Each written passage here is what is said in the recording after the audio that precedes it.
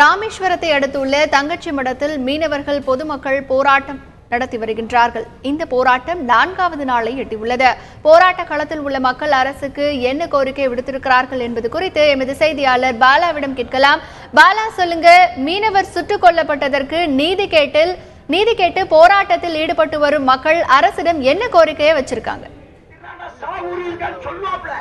கடந்த 6ஆம் தேதி ராமேஸ்வரத்திலிருந்து கடலுக்கு மீன்பிடிக்க சென்ற டிட்டோ என்பவருக்கு சொந்தமான படையில் நின்ற மீனவர்கள் பிரிட்ஜோ என்ற மீனவர்களை இலங்கை கடற்படை துப்பாக்கிச்சூடு நடத்தியது. இதில் அவர் மீனவர் படுகாயம் அடைந்து ராமேஸ்வரம் கொண்டு வரும் வழியில் அவர் மரணம் அடைந்தார். அதனைத் தொடர்ந்து அந்த போராட்டமானது 7ஆம் தேதி காலையில் இருந்து நடைபெற்று வருகின்றது. இந்த போராட்டத்திற்கு ஆதரவு தெரிவிக்கும் விதமாக தொடர்ந்து இந்த தொடர் போராட்டத்திற்கு பல்வேறு பகுதியிலிருந்து மீனவ சங்கங்கள், அதாவது 6 மாவட்ட மீனவ சங்க தலைவர்கள் இந்த பகுதிக்கு வந்துள்ளனர். அந்த போராட்டத்துக்கு ஆதரவு தெரிவித்து அதே போல பள்ளி மாணவர்கள் மற்றும் கல்லூரி மாணவர்களும் அதிக அளவில் இந்த போராட்டத்துக்கு ஆதரவு தெரிவித்து வருகின்றனர். தற்பொழுது இந்த போராட்டத்திற்கு ஆதரவு தெரிவித்து தமிழக வாழ்வுரிமை கட்சியினுடைய தலைவர் வேல்முருகன் மற்றும் சிபிஐ கட்சியினுடைய முத்தரசன் அவர்கள் தற்பொழுது ஆதரவு பாதிக்கப்பட்ட அந்த பிரிட்டோவின் தாயாரை சந்தித்து ஆறுதல் தெரிவித்து வருகின்றனர். அது தவிர இந்த போராட்டத்தை தொடர்ந்து தற்பொழுது இந்த பல்வேறு பகுதிகளிலிருந்து மீனவர்களும் மற்றும் பல்வேறு பகுதியிலிருந்து மீனவர்கள் ஆதரவு தெரிவித்து வருகின்றனர். தற்பொழுது இந்த போராட்ட காலத்தில் ஒரு 1000க்கும் மேற்பட்டவர் தொடர்ந்து ஆதரவு தெரிவித்து வருவதை நாம் காண முடிகிறது. இது மட்டும் இல்லாமல் இந்த போராட்டத்திற்கு அவங்க வைக்கக்கூடிய கோரிக்கை என்னவென்றால், எங்களுடைய மீனவருடைய உடலை நாங்கள் பெற்றுக்கொள்ள வேண்டும் என்றால் எங்களுடைய கோரிக்கைகள், நாங்கள் வைத்த 3 கோரிக்கைகள் நிறைவேற்ற வேண்டும். அது மட்டும் இல்லாமல் அந்த கோரிக்கைகள் நிறைவேற்றுவதென்றால் மத்திய வெளி விவகாரத்துறையினுடைய செயலாளர் இந்த பகுதிக்கு வந்தால் மட்டுமே எங்களுடைய போராட்டங்களை விலக்கிக் கொள்ளப்படும் என்று தெரிவித்து வருகின்றனர். தற்பொழுது நம்மளிடம் இந்த போராட்டக்குழு ஒருங்கிணைப்பாளர் டோமினிக் இருக்கார். நம்ம கேட்போம், நீங்க திரும்ப அதாவது இதுவரைக்கும் எத்தனை கட்ட பேச்சுவார்த்தை நடத்திருக்கீங்க? உங்க வைக்கக்கூடிய கோரிக்கை என்ன? எப்பொழுது உடலை பெறுகிற மாதிரி வாய்ப்பு இருக்கு? இதுவரை மாவட்ட நிர்வாகத்திடமும் காவல்துறை நிர்வாகத்திடமும் 12 முறைக்கு மேலே பேச்சுவார்த்தை நடந்திருக்கின்றது.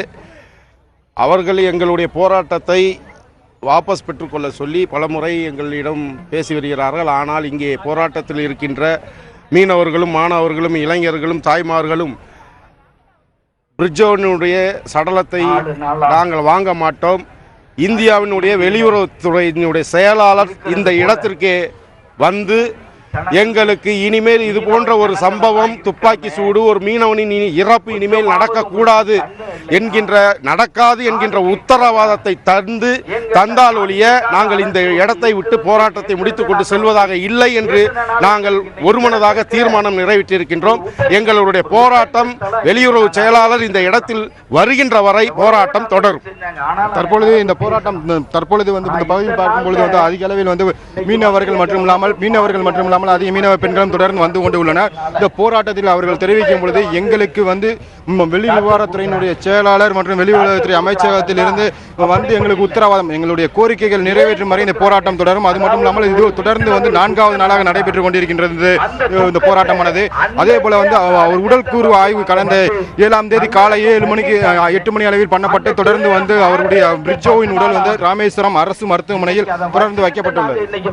பாலா, தமிழக மீனவர் சுட்டுக் கொல்லப்பட்ட விவகாரத்தில் இலங்கை அரசு இதுவரை என்ன நடவடிக்கை எடுத்திருக்கிறது? தற்பொழுது இலங்கை அரசு இலங்கையினுடைய வெளி விவகாரத்துறையினுடைய இணை அமைச்சர் தெரிவிக்கும் பொழுது இந்த துப்பாக்கி சூடு சம்பவம் தொடர்பாக ஒரு குழு அமைக்கப்பட்டுள்ளதாகவும் தெரிவித்துள்ளார். அந்த குழுவானது தற்பொழுது முதல் கட்ட ஆய்வு, அதாவது விசாரணையை தொடங்கியுள்ளன.